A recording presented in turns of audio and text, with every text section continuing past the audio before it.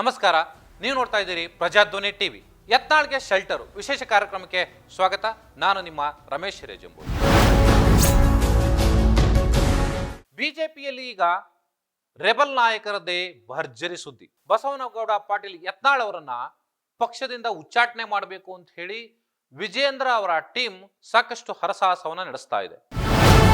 Basavanagouda ಯತ್ನಾಳ್ಗೆ high command ಕೃಪೆ, ರಾಜ್ಯ ನಾಯಕರ ಮಾತಿಗೆ ಕೇರ್ ಮಾಡದ ಯತ್ನಾಳ್, ದೆಹಲಿಯಲ್ಲಿ ಸಭೆ ಮಾಡಿದ ಯತ್ನಾಳ್ ಟೀಮ್, ಕೋರ್ ಕಮಿಟಿ ಸಭೆಯಲ್ಲೂ ಅದೇ ಗದ್ದಲ, ಜಿಲ್ಲಾಧ್ಯಕ್ಷರ ಮನವಿ ಸ್ವೀಕರಿಸಿದ ಬಿಜೆಪಿ ವರಿಷ್ಠ ತರುಣ್ ಚುಗ್.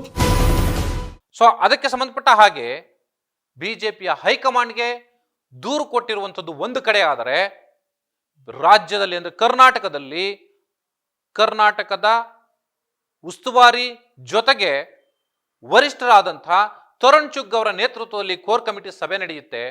ಆ ಕೋರ್ ಕಮಿಟಿ ಸಭೆಯಲ್ಲಿ ಜಿಲ್ಲಾಧ್ಯಕ್ಷರು ಯತ್ನಾಳ್ ಅವರ ವಿರುದ್ಧವಾಗಿ ದೂರನ್ನ ಕೊಡಲಿಕ್ಕೆ ಹೋಗ್ತಾರೆ.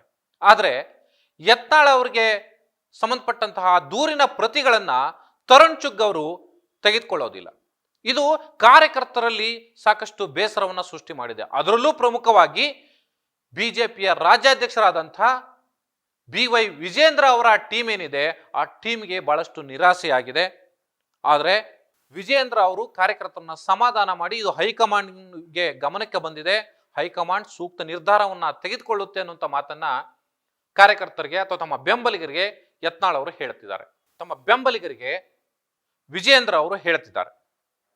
ಸೊ ಹಾಗಾಗಿ ಎಲ್ಲ ಒಂದ್ ಕಡೆಗೆ ಯತ್ನಾಳ್ ಅವರಿಗೆ ಬಿಜೆಪಿಯ ಹೈಕಮಾಂಡ್ ಕೃಪೆ ಇದೆಯಾ ಅನ್ನುವಂಥ ಪ್ರಶ್ನೆ ಉದ್ಭವ ಆಗಿದೆ. ಅದು ಬಹುತೇಕ ಸತ್ಯ ಅನ್ನುವಂಥ ಮಾತು ಕೂಡ ಬಿಜೆಪಿ ವಲಯದಲ್ಲೇ ಕೇಳಿ ಬರ್ತಾ ಇದೆ.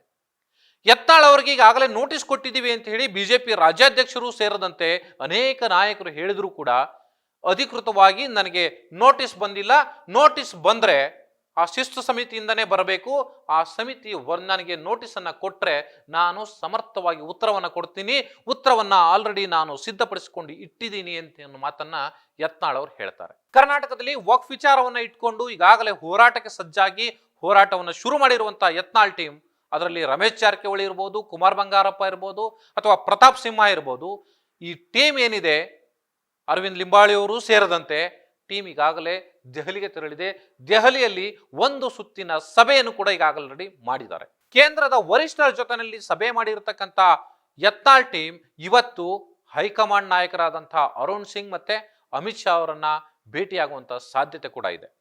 ಸೊ ಆ ಹಿನ್ನೆಲೆಯಲ್ಲಿ ಎಲ್ಲ ಒಂದು ಕಡೆಗೆ ಬಿಜೆಪಿಯ ವರಿಷ್ಠರ ಬೆಂಬಲ ಯತ್ನಾಳ್ ಅವರಿಗೆ ಇದೆಯಾ, ಯತ್ನಾಳ್ ಅವರು ಹೈಕಮಾಂಡ್ ಶೆಲ್ಟರ್ ಅಡಿಯಲ್ಲಿಯೇ ವಿಜೇಂದ್ರ ಅವರನ್ನ ಅಥವಾ ಅವರ ಆಟಿಟ್ಯೂಡ್ ಅನ್ನ ಮಟ್ಟ ಹಾಕುವ ಕೆಲಸವನ್ನ ಮಾಡ್ತಿದ್ದಾರಾ ಅನ್ನುವಂಥ ಪ್ರಶ್ನೆ ಉದ್ಭವ ಆಗಿರುವಂಥದ್ದು.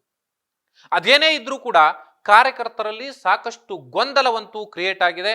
ಯತ್ನಾಳ್ ಅವರ ಮೇಲೆ ಶಿಸ್ತು ಕ್ರಮ ಕೈಗೊಳ್ಳಬೇಕು ಅಂತ ಹೇಳಿ ಒಂದು ಟೀಮು ತರುಣ್ ಚುಗ್ ಅವರಿಗೆ ದೂರನ್ನ ಕೊಟ್ಟರು ಕೂಡ ಆ ದೂರನ್ನ ತೆಗೆದುಕೊಳ್ಳಲಿಕ್ಕೆ ತರುಣ್ ಚುಗ್ ರೆಡಿ ಇಲ್ಲ. ಸೊ ಇದು ಒಂದು ಕಡೆಗೆ ಬೇಸರವನ್ನು ಕೂಡ ಸೃಷ್ಟಿ ಮಾಡಿದೆ. ಆದರೆ ನಿಜಕ್ಕೂ ಹೈಕಮಾಂಡ್ ನಾಯಕರ ಕೃಪೆ ಅಥವಾ ಆ ಶೆಲ್ಟರ್ ಅಡಿಯಲ್ಲಿ ಯತ್ನಾಳ್ ಅವರು ಕೆಲಸ ಮಾಡ್ತಿದ್ದಾರಾ ಕಾದ್ ನೋಡಬೇಕಾಗಿದೆ. ಆ ಎಲ್ಲ ಸ್ಪಷ್ಟ ಮಾಹಿತಿ ಇನ್ನೇನು ಕೆಲವೇ ದಿನಗಳಲ್ಲಿ ಹೊರಬೀಳುವಂತಹ ಸಾಧ್ಯತೆ ಇದೆ. ಇದು ಈ ಹೊತ್ತಿನ ವಿಶೇಷ. ನಮಸ್ಕಾರ.